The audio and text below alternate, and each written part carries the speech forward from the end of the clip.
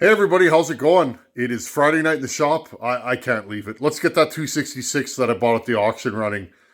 Let's put an ignition in it and go from there.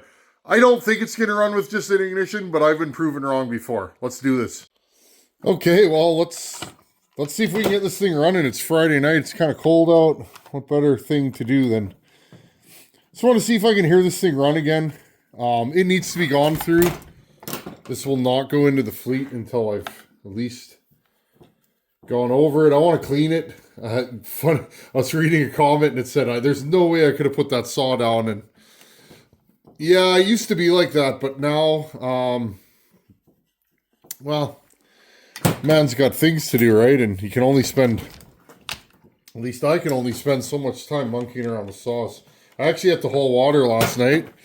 And let me tell you guys, I went on a, I wonder if it's that. This wire's been pinched too, eh?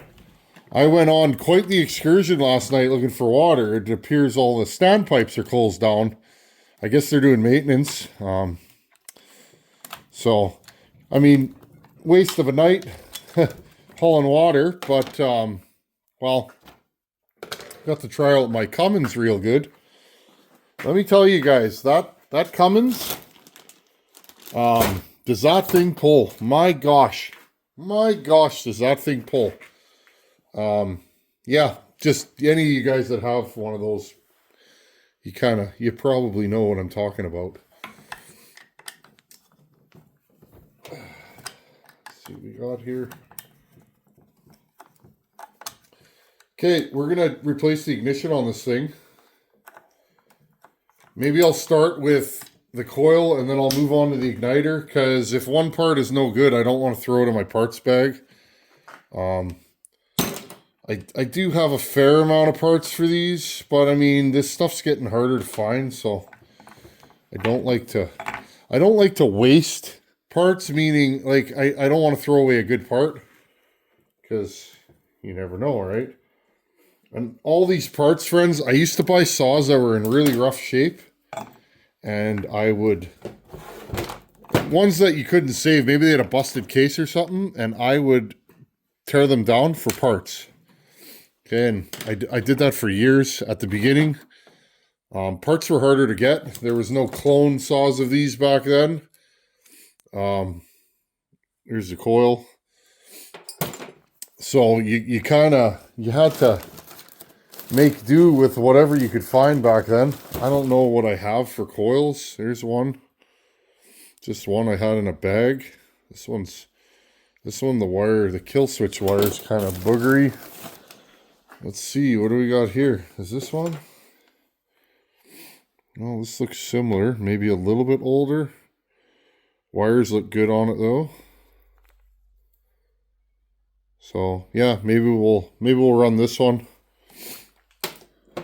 Let's keep this all straight here so that I know what's what. We'll put this in there. You guys can see that. There we go. Put another bolt in. Yeah, friends, the Northern Lights last night. Well, here, I'll put a little clip here. While I was hauling water, I was like, geez, that's beautiful. Check this out. Hey, friends. Sometimes you gotta stop and smell the roses. Check out those Northern Lights tonight. They are beautiful.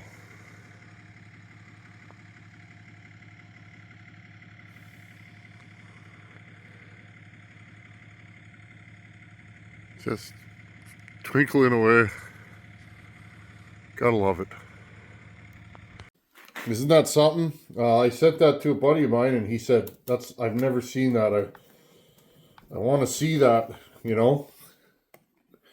And it's funny because everywhere on this earth is beautiful in one way or another, and you get used to the beauty.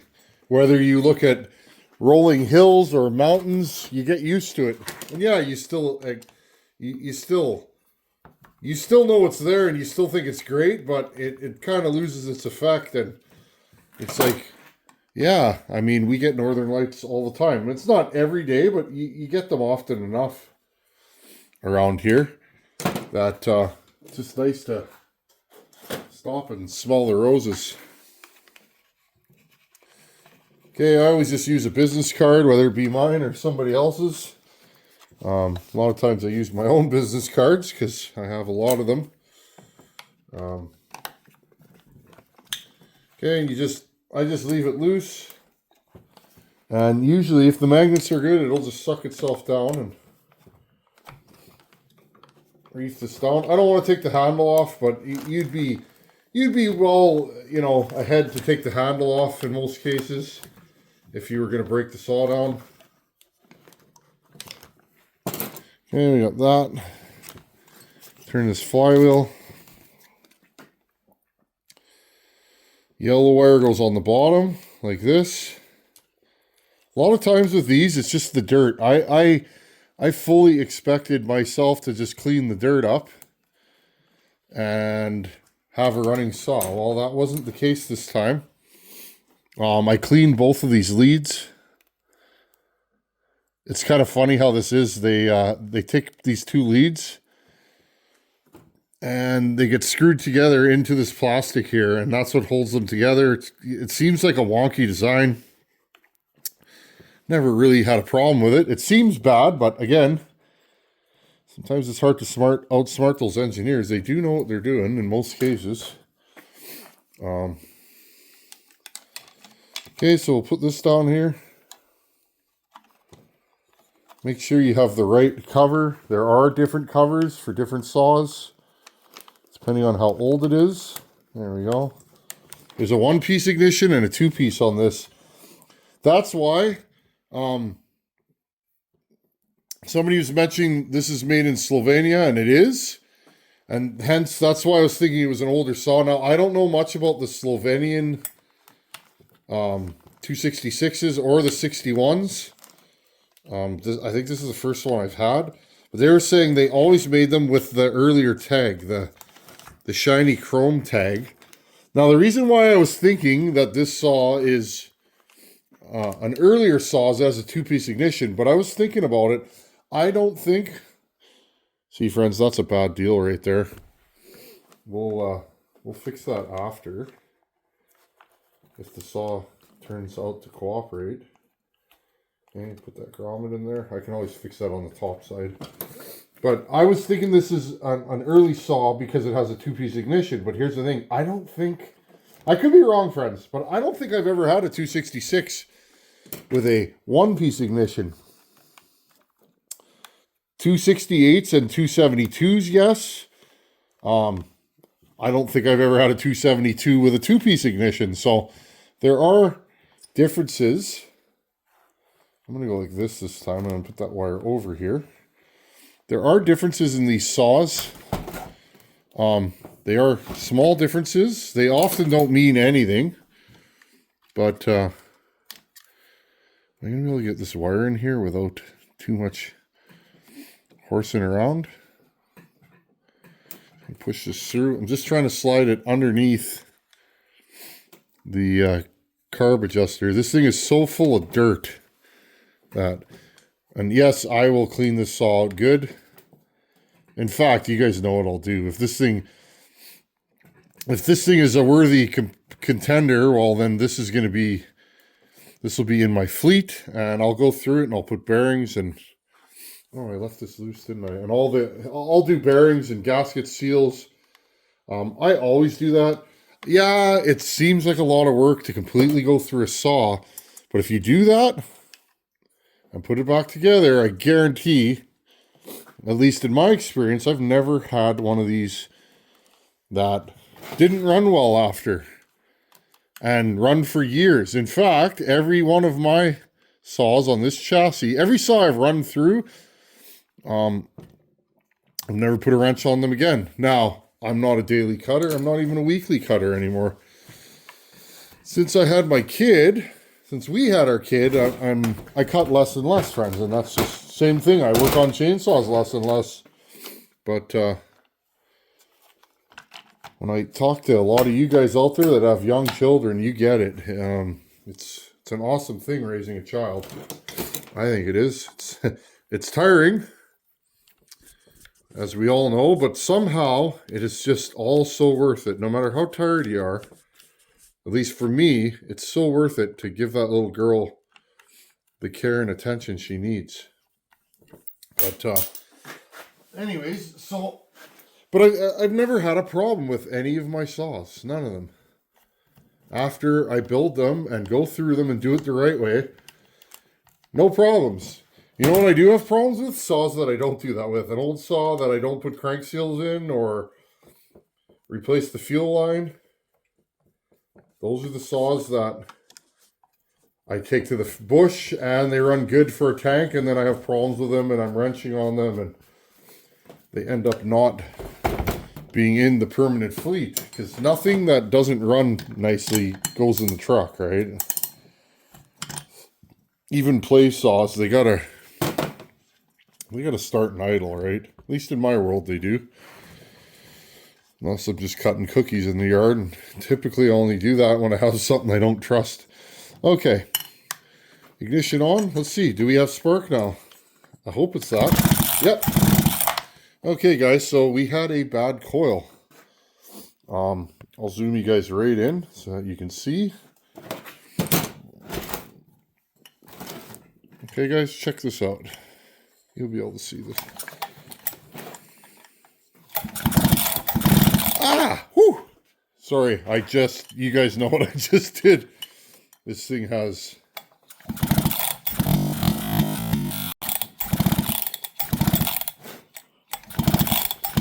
I hope you guys can see that.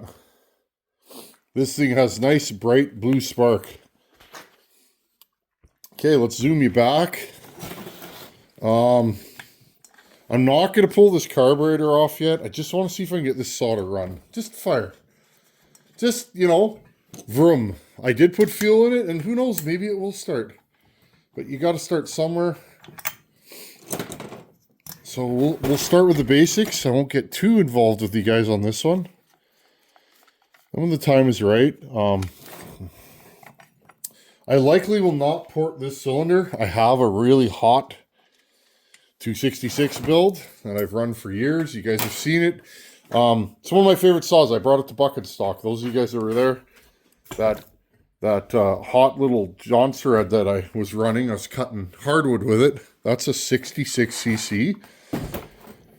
266 SE, okay, that's an early cylinder. Guys always ask me, can you make power with the early cylinder? Well, yes, you can. That has a big carb on it and lots of machine work and a pop-up, but it is still the original cylinder, okay? Well, let's, well,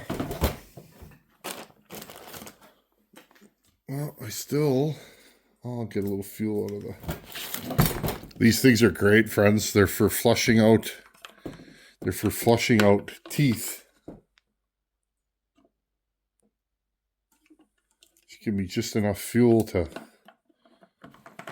see what I need. We already adjusted the here,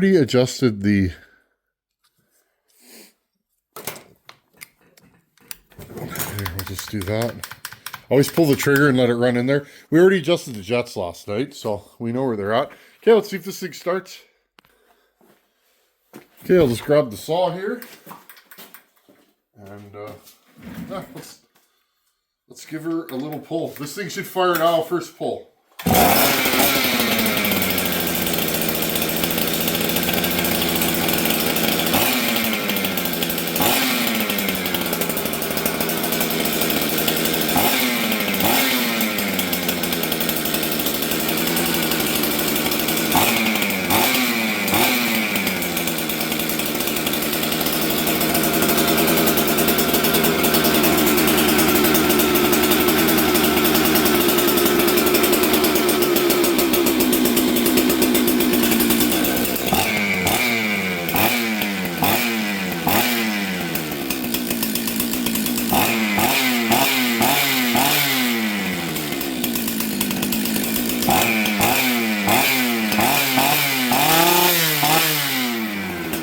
Runs pretty good. Let's adjust the low jet and, well, I'll show you guys, okay? Let's adjust the low jet. I'm going to make it a little richer because it was a little lean there.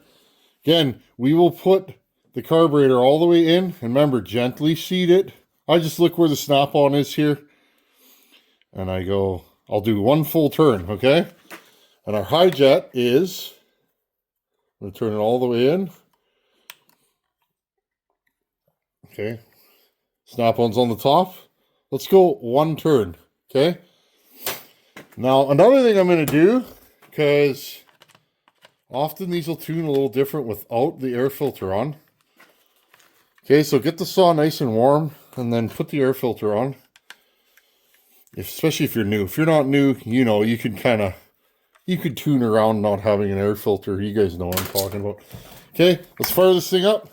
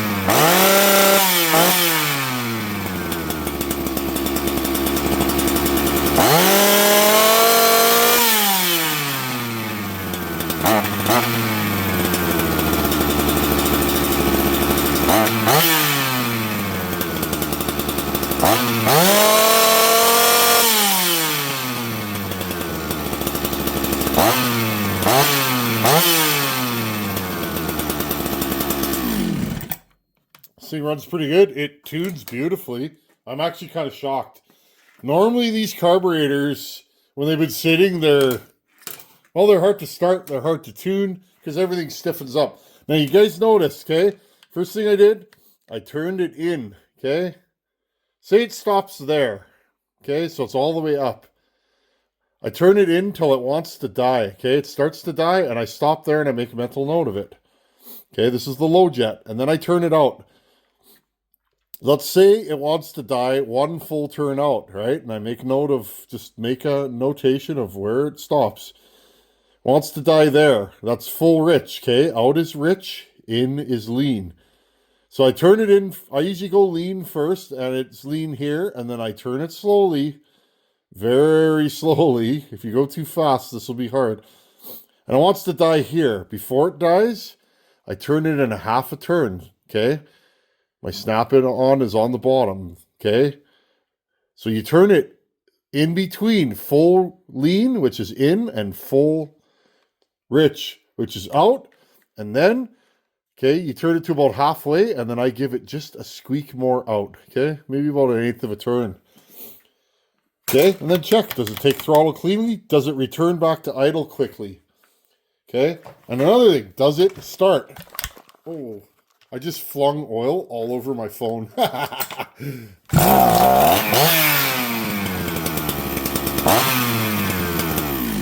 Okay, does it start cleanly? Yes, it does. I gotta get that oil off. Hold on, friends. Okay, and then once that's all good, I did the high jet. Okay, the high jet, I turn all the way in, okay, till it's seated. 1 to 1 1/4 turn. If you're new at this, start at 1 1/4 out, which is more rich, okay? 1 1/4 out. I goose it. I give it full throttle. Listen for the blubbering. Where it goes, you can hear it snarling. It's kind of raspy. We call that four-stroking in the chainsaw game. Four-stroking means it's rich, okay? And then slowly tune it in and repeat. Squeeze it until the four-stroke is just there, okay? Now, when you go to the wood, put your bar on, test it in the wood. It should four-stroke. You should be able to hear the four-stroke. When you hit the wood, the minute it gets under load, it should clean up and you shouldn't hear it blubbering anymore. If it's not blubbering when you pull it out of the wood and it doesn't return to blubber, you're too lean. If while you're cutting, it's going, you can hear it, it's blubbering, you're too rich. And that's when, as you're cutting, if you have a big enough piece of wood, turn that screw in just a hair until you hear it clean up. Done. Idle, Okay, idle, fire the saw up. Fire the saw up. This saw was idling fast when I first fired it, so I turned it out. Okay. Now what I do, you can hear it on these. These things always have rattly clutches. That's just how they are. On these older ones, when I can hear the clutch rattling, okay, this clutch bearing is very tight. I'm gonna have to look into that. But when you can hear the clutch rattling on these, you know they're set fine. Because if the clutch is rattling, it's not engaged. Also, I'll grab the clutch. Okay, remember, no bar and chain. Don't touch any of the sharp twirly parts. But I'll grab the clutch and see if it bogs the saw down. If it doesn't bog the saw down, and the clutch isn't engaging, meaning the inside of the clutch is spinning and the outside is in your hand, then you know when it's idling, the chain won't move and the idle speed's set correctly. Or you can buy an expensive tack or a cheap one and do it by tack, but I do it by ear. I bought a tack years ago and I never use it. Rarely. I don't even tack ported saws in the wood because I find, friends, I'm not interested in that. I find, to me, how fast is the saw cut? Does it feel strong in the wood? Does it cut strong? Then it's strong. For me, I'm not super interested in bench racing where it's like my 266 cuts at 14,500 in the wood, and the next guy, oh, mine only cuts at 13.5. Mine must be slower. Or your wood's softer, or the piece of wood's bigger, or maybe the other guy's rakers are higher, and that's why he's cutting it that. Don't get me wrong, friends. A ported saw, the RPM should be higher than stock, but like that's a long bar saw if I've ever seen one. All right. A ported saw should cut substantially faster than stock. If it doesn't, you did something wrong, right? But how much faster? It depends on the saw. It depends on the wood. And really, it depends on the chain. That's the other thing. Friends, when you see guys like me, we're testing a saw, or bucking even. Bucking's a perfect example. Everybody knows that guy has nasty, sharp chains.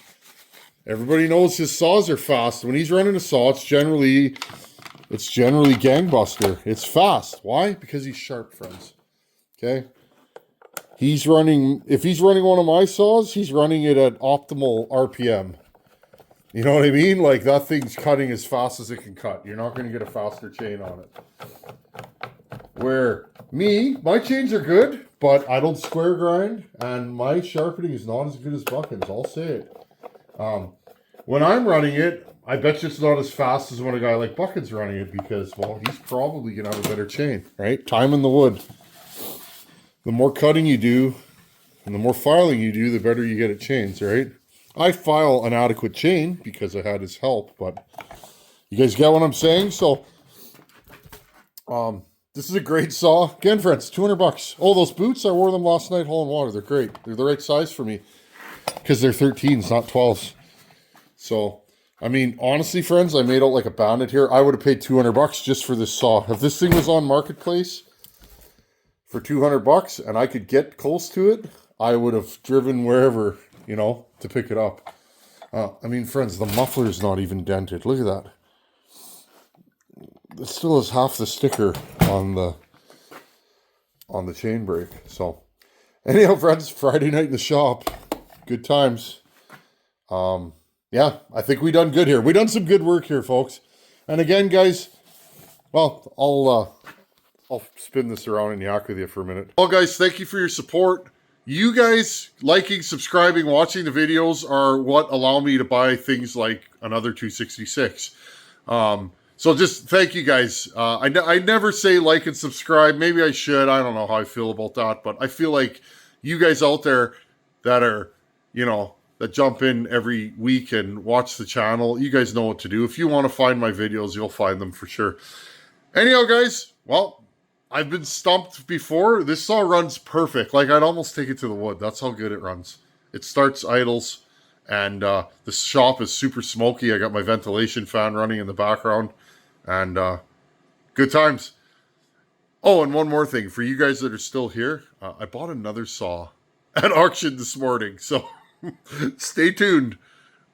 we're going to do this again. I definitely have a problem. But who among us does not? I know. He who without a chainsaw problem casts the first stone. Anyhow, guys, later.